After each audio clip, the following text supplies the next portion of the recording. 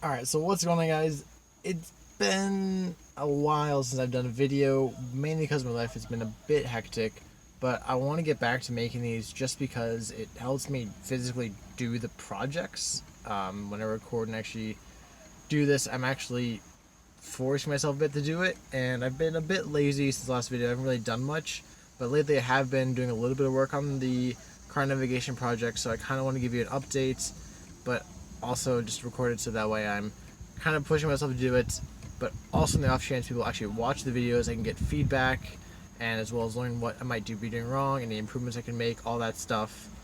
And yeah, so also I'll just give you some updates. So first thing, I've actually mounted the Raspberry and screen into the car, and for a while it actually worked. It turned on and all of that, and I got up and I booted into Raspbian.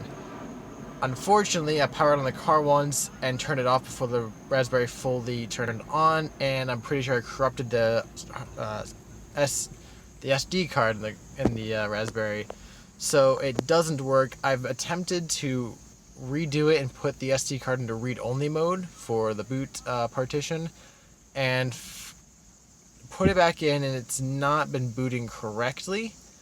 So I have a bunch of things I do want to do this project, but the first thing I need to do is figure out why this isn't working and see if I can fix it. So I'm going to go ahead and take the thing off. As you can see, I've removed this section of the front dash just because in order to get this out, you need to take this, basically this trim off it, and then in order to take this off, you take this little triangle piece out, and then try to take this little triangle piece out. You also needed to take out this black thing around the instrument panel here.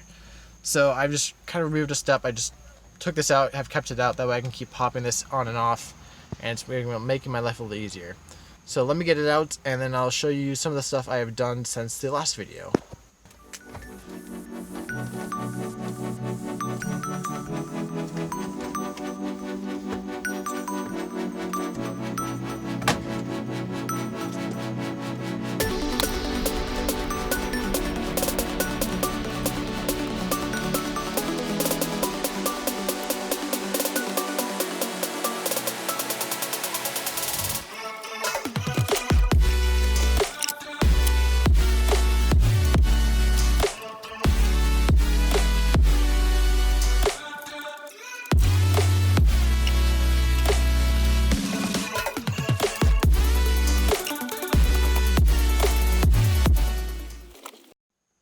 Alright, so I got it out of there. You'll notice the first thing that I've changed in the last update is I have this thing on the back. Wow, it's kind of hard to get there. But anyway, so I've added, it's a Mouseberry car adapter, I think.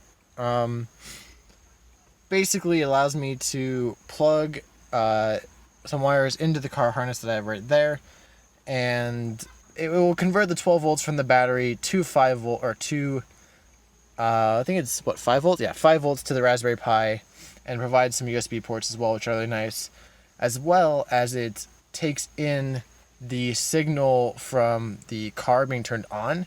So there is actually two lines coming from that harness there. There are two power lines coming from it. One is always on, the other comes on when the car is turned on.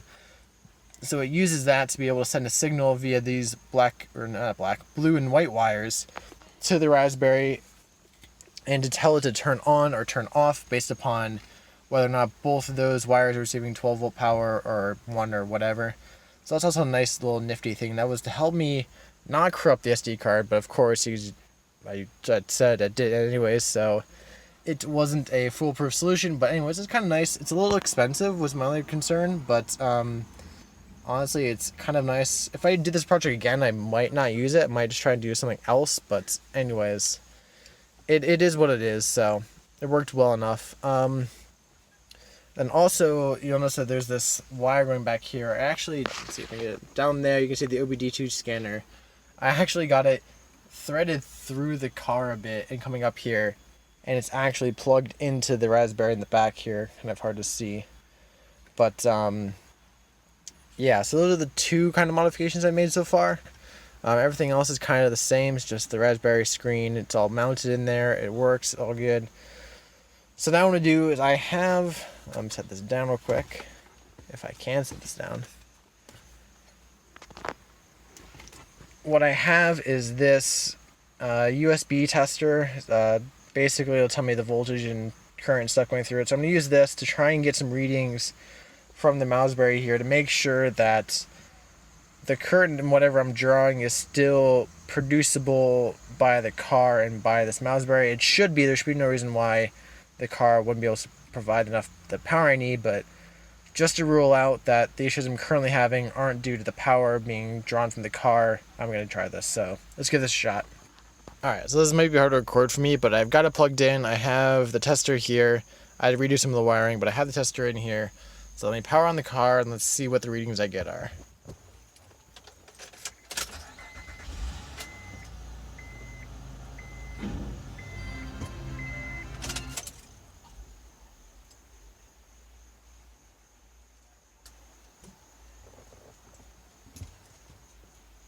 Alright, well, unfortunately for me, I couldn't get a reading from this. I'm hoping I didn't blow a fuse. I'm going to check, make sure I didn't blow a fuse. But, anyway, either way, I'm going to take it inside. I'm going to try and do some work in there and see if I can figure out the issue.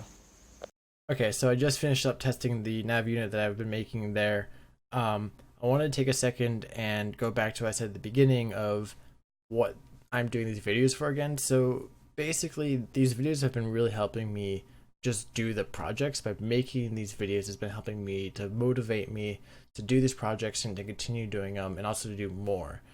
And so that's the main purpose why I'm doing this. That's why I'm not really having a schedule to these. That's why I'm not really I'm putting some effort, but the big part of why I'm doing these videos is just to motivate myself to log the progress I make and to show what I'm doing and just have a record of like that stuff.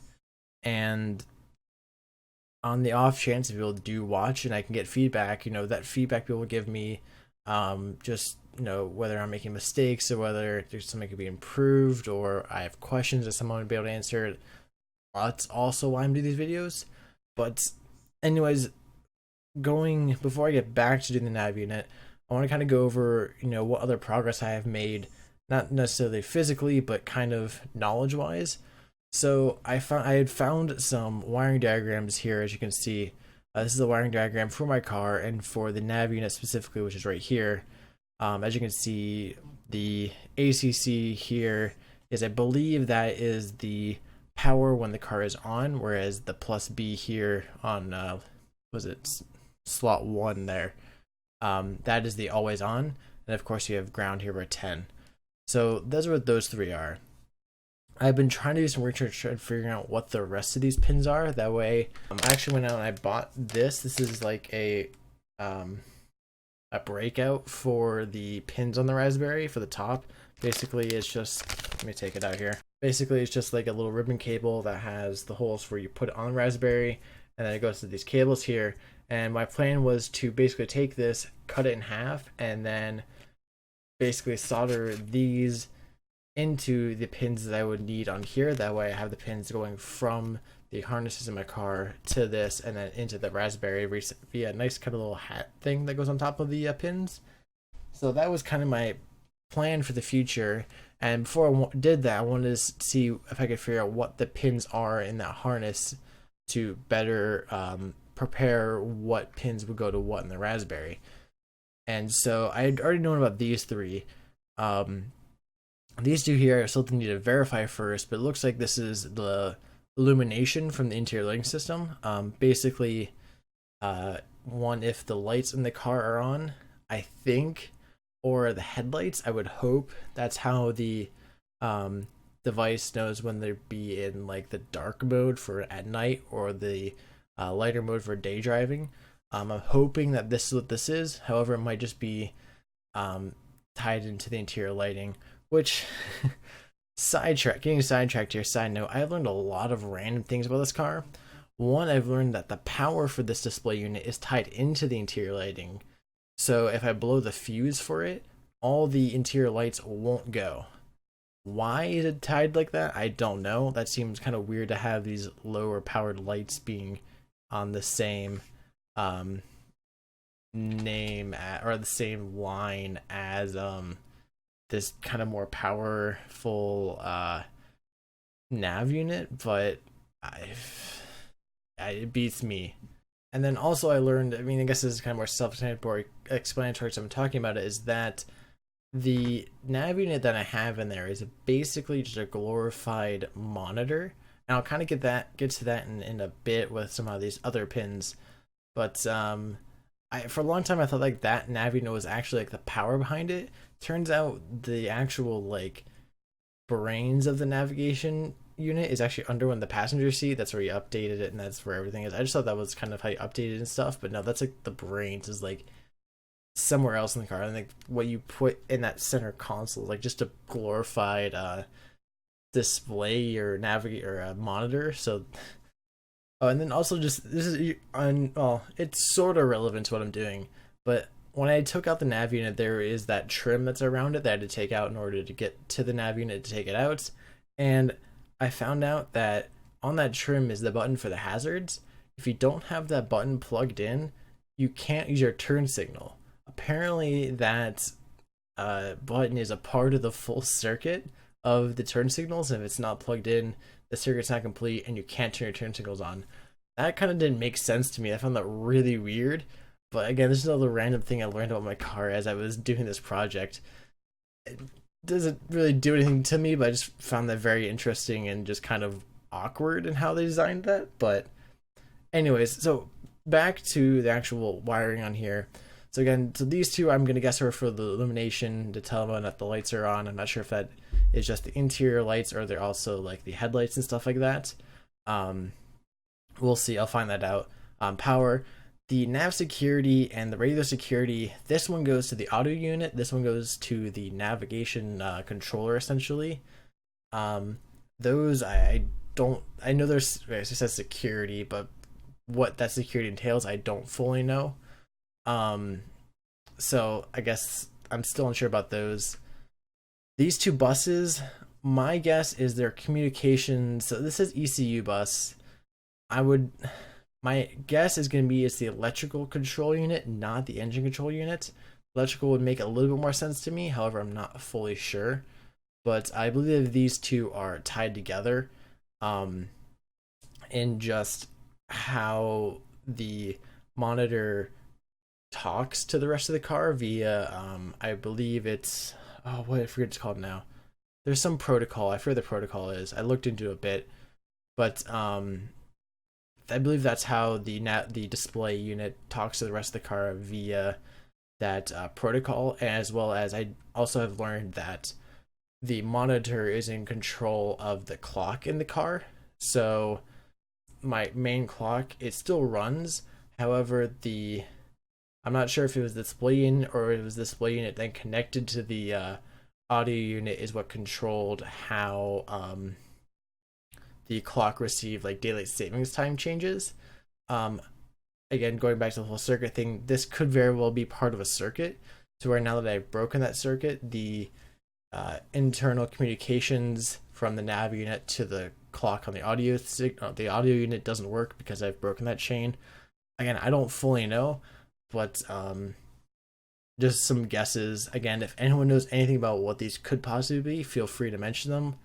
I'm trying my best to learn, but I only know vague guesses about what this all could be. However, let's going on to the other 6 over here. So these 6 are interesting. This goes back to how I said that this nav unit appears to be a glorified monitor. And why I say that is because we have an R, G, and a B signal wires. We also have a C. I don't fully know, but what I'm really seeing is an R, a G, a B, and a ground. To me, that signifies this is RGB component of some nature video signal being sent to this display unit, and it's basically acting as a monitor. The nav unit has the graphics card in it that is telling this display unit what to show.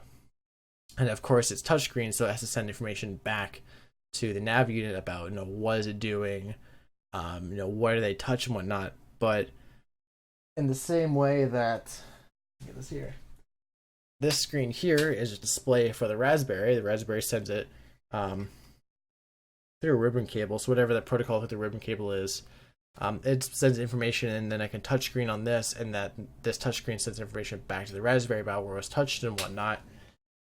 Basically, the same concept is being done here, to where that nav unit was just a monitor that was receiving some video signal. Now, I would love to be able to decode this video signal and have it be displayed by my monitor. So basically, read in by my Raspberry, translated into something that my current display can understand. However, I'm gonna probably quickly run into some sort of proprietary video signal. Maybe not. There's a chance it's not. However, I cannot find anything to try and use this, because obviously there's RGB, and then there's the C signal, which maybe it's some sort of sync signal. That's something I can think of. I don't know why it's a C, but and then ground, and then there's also this shielded ground. I think it's another signal. I just don't fully know what this could all be. My only way I could possibly figure it out is I would need to take out the nav unit out of under the passenger seat, try and open it up and see the manufacturer. From what I know, it's most likely Panasonic. That's the manufacturer who made these systems back when this car was built. It's not a guarantee though, that's just a most likely. So I mean, again, there's a chance it's not proprietary. There's a chance it's just some sort of video signal that they're sending. However, there's a fair amount of video signals, and as far as I know, this doesn't fit any ones that I know. Again, it could just be RGB with a sync and a ground, but then there's the extra wire. I don't know what the extra wire is. I don't have I don't have any like fancy electronics like a function generator or a signal generator. I don't know what those are fully called. Again, I'm a computer science major, not ECE or EE, but I don't have any of that stuff to kind of view what is going through those pins, so I don't know. I don't really have a good way to determine. So it's kind of, I don't have a way to find out. I can kind of just speculate and try and go from there. But again, that's what I have to work with. So feel free, if anyone knows anything about what these could possibly be, or any way for me to determine what these could possibly be, feel free to let me know. I would love to receive input or just anything to figure it out. But from what I know, I have these 3 pins to the ground, ACC, and plus B all wired up. That's the power. The 2 security pins will probably be irrelevant for me for now. Again, the security will almost likely be proprietary in some fashion. The 2 buses are quote unquote proprietary. However, from one of the research I've done, they are a partly documented bus protocol. It's I've seen libraries that I could use it. I mean, again, the protocol I can break down. However, the messages sent are definitely proprietary to Honda and whoever designed the system. So just because I can read the protocol doesn't mean I can do anything with it, because I won't know what the messages are. Because again, the how it's built is there, but much like OBD, which is how the engine unit sends messages, just because I know what the OBD protocol is doesn't mean I know what Honda's specific OBD messages are. So yeah, that's where I'm at though. This kind of turned into a longer rant about this wiring and stuff, but that's kind of where I was at. That's the research I've done so far, trying to figure out how everything works in here and how I can use these pins to wire into the Raspberry, so that down the line, when I do want to cut this and try and put it onto the Raspberry, I have some sort of idea what pins I want to use and where. But yeah, that's progress I made. And then the one more thing I would like to do in the future is I actually picked up these DS1302 real-time clocks when I was at Micro Center the other day. Basically, it's allowed me to put, hopefully hopefully allow me to put the clock back onto the Raspberry. Obviously, the Raspberry runs on time, and when it's off, it has no way to know what time it is. That's where these come in handy. These are a trickle charging real-time clock that works because there's a battery in it, will work even when the car is powered off. And so when I turn the car on, I can hopefully write some Python script in my Cookie Auto application to read the time from this and to set the Raspberry Pi's time to what it gets from this. That way the Raspberry Pi will always have the correct time, and I can use that to display things and keep the at least the Raspberry Pi's internal time correct, which would be nice to have. Again, I'll have to look up to the libraries for these or any way to what the actual way you're supposed to read these are. So there's that. But anyways, enough of the kind of rant that I was doing about the wiring and all of that. Let me get this disassembled, because sadly I have to disassemble it to get the SD card out. Let me disassemble this, and let's try and figure out what's wrong with the SD card, if it is something wrong with the SD card. Alright, so I'm currently here in my room. It's a little hard to see, but the Raspberry is powering up. You can see up here in the upper left. I'm getting 5 volts and about 1.5 amps, and you just saw there, that was the current problem I was seeing in the car. It was basically doing this weird boot loop. And it seems, my guess, to be something to do with the OS, not the OS, yes, well, the OS, but the SD card more of. Good news is that, power-wise, it's not drawing too much. And also good news is that it isn't the car that's having the issue, it's the Raspberry that's having the actual issue with the OS. So I guess now I'll take a look at that and try to figure out why this is happening and go from there.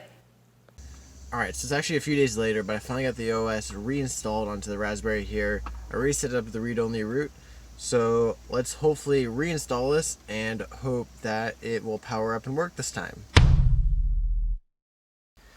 Alright, so unfortunate news, I made the rookie mistake of plugging this in backwards to where the positive negatives were flipped, and I seem to have killed the Mouseberry car thing. You plug it in now, and all it does is just smoke. So it's dead. Actually, you can see here. Let me get a good view for you. Actually, if this focuses, you can actually see the chip here that is not happy. Wow, that's not focusing at all. There you go. So you can see right there the chip that it ain't happy. It's dead. So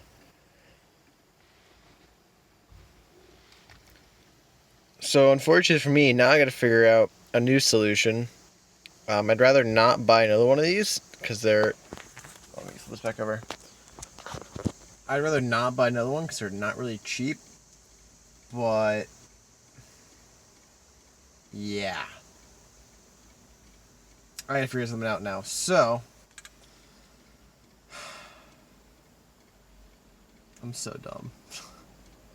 I don't know what else to say. Like, I'm literally hating myself right now for making the mistake of plugging this in backwards.